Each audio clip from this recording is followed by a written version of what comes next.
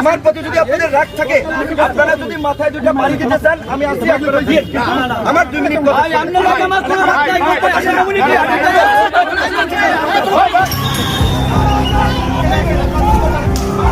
নুরু ভাইয়ের বাংলায় জামাত শিবিরের ঠাঁই নাই। নুরু ভাই যেই ঘোষণা দিছে, এই ঘোষণার পরে জামাত শিবিরের নেতাকর্মীদের কতটুকু পাওয়ার আছে এটা কিন্তু দেখা যাবে। রাজনীতিতে কখন যে বন্ধু শত্রু হয় আর কখন মিত্ররা প্রতিপক্ষ হয়ে দাঁড়ায় তা বোঝার উপায় নেই। নূর সরাসরি বলছেন জামাতকে নিষিদ্ধ করতে হবে। হঠাৎ নূরের এই অবস্থানের পেছনে কারণ কি? কেন তিনি জামাতের নাম থেকে ইসলাম শব্দটি বাদ দেওয়ার আহ্বান? আসসালামু আলাইকুম দর্শক, ভিপি নূর এই কি কথা বললেন, এই কি ঘোষণা দিলেন, যা শুনে জামাতের সকল নেতা তার উপর চেপে গিয়েছেন এবং তার যে বয়ান ছিল, ভিপি নূরের যে বয়ান, সেই বয়ান অনুযায়ী তাকে গণপিটুনি দিচ্ছেন জামাতের নেতাগুলো এবং জামাতের যে সদস্যগুলো আছে তারা। এই বিষয় নিয়ে পুরো দেশে তুলপাড় সৃষ্টি করে দিয়েছেন। জামাতকে রাখবে না, জামাতকে বহিষ্কার করে দেওয়ার যে অঙ্গীকার দিয়েছেন ভিপি নূর, সেই বিষয় নিয়ে জামাতের আমির সহ জামাতের যত নেতাগুলো আছে সবাই চেপে গিয়েছেন। সেই বিষয়ে আপনাদের মাঝে সেই ভিডিওটা তুলে ধরেছি, খুবই গুরুত্বপূর্ণ ভিডিওটি, না টেনে সম্পূর্ণ ভিডিওটা দেখতে থাকুন। কথার মাঝে আমি আছি, আপনারা দিয়ে আমার 2 মিনিট কথা।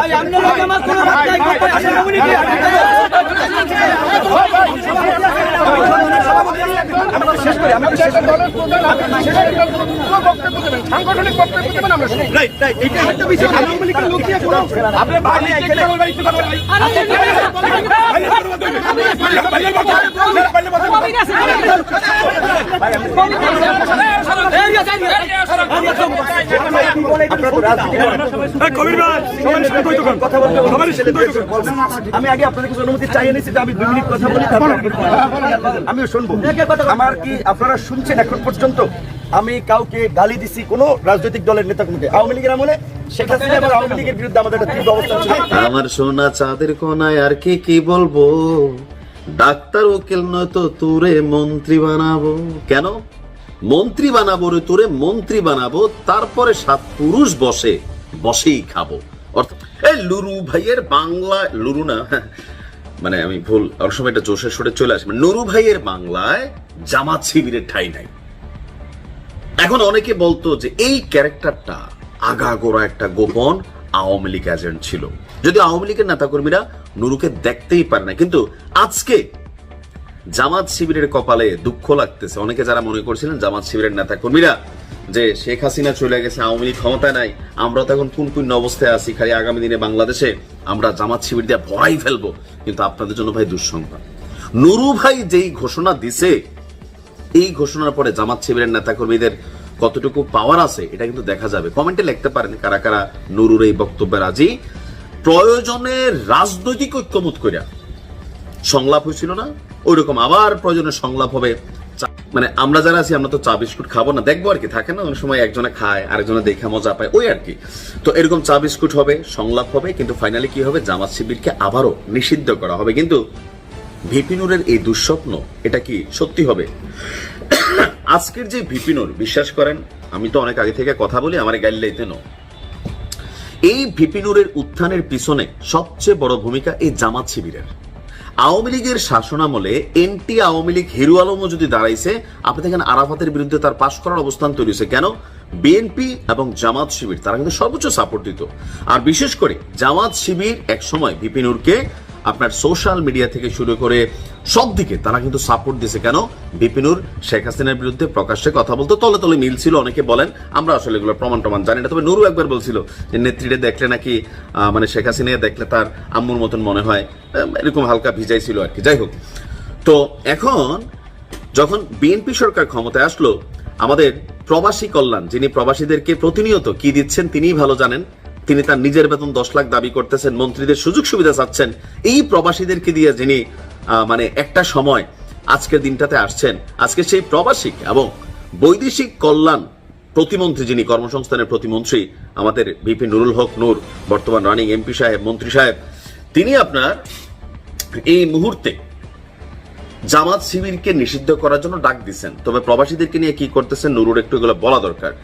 এখন কেন আসলে এই ঘটনাটা? কুষ্টিয়ায় আপনার জামাত শিবিরের সাথে একটা সংঘর্ষ হয়েছিল ছাত্র অধিকার পরিষদের। সেখানে আবার ছাত্র অধিকার পরিষদের একজন নেতা ছিল সোহান, তাকে মনে হয় আবার তারা খুব ভালোভাবে মাইক টাইট দিছে। এরপরে সে হাসপাতালে ভর্তি ছিল। হাসপাতালে ওই সোহানকে দেখতে গিয়া আবেগে জোশের ঠেলায় নুরু মুখ দিয়ে যে এই কথা বের করছে, এই কথার পরে নুরুর অবস্থা কি হয় সোশ্যাল মিডিয়া প্ল্যাটফর্মে আমরা অবশ্য অনেকে চিন্তা করতেছি। তো এর মধ্যে সাংবাদিক ইলিয়াস সে আবার এক ভিডিও বাইর করে দিছে। এরপর দিন নুরু আবার জামাত শিবিরকে গাইলাচ্ছে, ইলিয়াসকে গান্ডু বলতেছে, পিনাকিরে সান্ডু বলতেছে।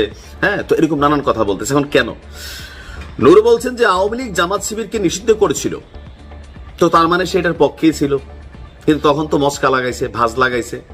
অন্তর্বর্তী সরকার সেই নিষেধাজ্ঞা তুলে নেয়। এখন নির্বাচিত সরকারকে, বিএনপিকে বিষয়টি ভাবতে হবে, প্রয়োজনে রাজনৈতিক ঐক্যমত্য করে আবারও জামাত শিবিরের মতন উগ্রবাদী সংগঠনকে নিষিদ্ধ করতে হবে। যখন ক্ষমতা হাতে আসে তখন একটা কামড়া কামড়ি শুরু হয়, কে খাবে তো কে খাবে না, কে পাবে তো কে পাবে না। আগে আওয়ামী লীগ ক্ষমতায় ছিল, একলা খাইছে, বাকিরা পায় নাই, আওয়ামী লীগ কামড়া কামড়ি করতো। এখন আবার ধরেন তখন বাকিরা সবাই একটা টিম ছিল। এখন আবার আওয়ামী লীগ নাই, বিএনপি ক্ষমতায়, জামাত মানে বিরোধী দল, এনসিপি তাদের উইং, তো সবকিছু মিলাইয়া এরা একে অন্যের উপরই নিজেরা। আপনি দেখবেন যে বিএনপির জায়গা থেকে এতটা বেশি নাই, কিন্তু এই যে আলাদা কয়েকটারে জোড়াইছে, রাশেদ খান, তারপর হচ্ছে ভিপি নূর, আরো বেশ কয়েকটা আছে, এরা দেখবেন প্রতিনিয়ত, এনসিপিরও কিছু আছে, এই এরা নিজেরা সারা দিন, বিশ্বাস করেন, ভালোই বিনোদন দেখে বিনোদন নিচ্ছেন। তো এখন নুরুর এই বক্তব্যকে কেন্দ্র করে জামাত শিবিরের পোলাপান্ত ভাই ফেসবুকে খুবই গরম। তার বক্তব্য হচ্ছে যে গত 6 মাসে জামাত শিবির একটা জালিম সংগঠনে পরিণত হয়েছে। আমার না, নুরুর কথা আর কি। উগ্রবাদী এই গোষ্ঠী এখন থেকে প্রতিরোধ করতে হবে, প্রতিহত করতে হবে, তা না হলে ভাইরাসের মতন তারা ছড়িয়ে পড়বে সমাজে এবং দেশের জন্য ক্ষতি বয়ে আনবে। আর জামাত শিবির ও আওয়ামী লীগ একই ধরনের ফেসিস্ট। তার মানে দেখেন কই নিয়ে গেছে জামাতের আজকের দিনে, অর্থাৎ আওয়ামী লীগও ফেসিস্ট, জামাতও ফেসিস্ট, শিবিরও ফেসিস্ট, রক্কাটা ফেসিস্ট, এই নুরু বলে আর কি এরকম কথা। এখন নুরুর এই বক্তব্য, ও যে এখন ক্ষমতায় আছে, এখন তার কারোর দরকার নেই, এখন হচ্ছে সরকারি যত সুযোগ সুবিধা ইলিয়াসের ভিডিওতে। সম্মানিত দর্শক, আপনারা তো সম্পূর্ণ ভিডিওটা দেখলেন। দর্শক, ভিডিওটা দেখে কেমন লাগলো? ভিডিওতে যে চাঞ্চল্যকর তথ্যগুলো রয়েছে, তথ্যগুলো অত্যন্ত গুরুত্বপূর্ণ ছিল, যা আপনাদের তুলে ধরেছি। বিপি নূরকে নিয়ে যে পুরো দেশে তুলপাড় সৃষ্টি করে দিয়েছেন, এবং কি সেই বিপি নূরের বিরুদ্ধে যে রাজনৈতিক অঙ্গন চলছে সে বিষয়ে আপনাদের তুলে ধরেছিলাম। গুরুত্বপূর্ণ ভিডিওটি।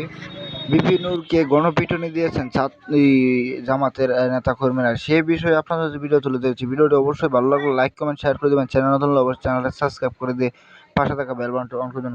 গুরুত্বপূর্ণ ভিডিওটি তুলে দিয়েছি। এরকম ভালো ভিডিওতে অবশ্যই পাশে থাকবেন। ভালো থাকুন, সুস্থ থাকুন।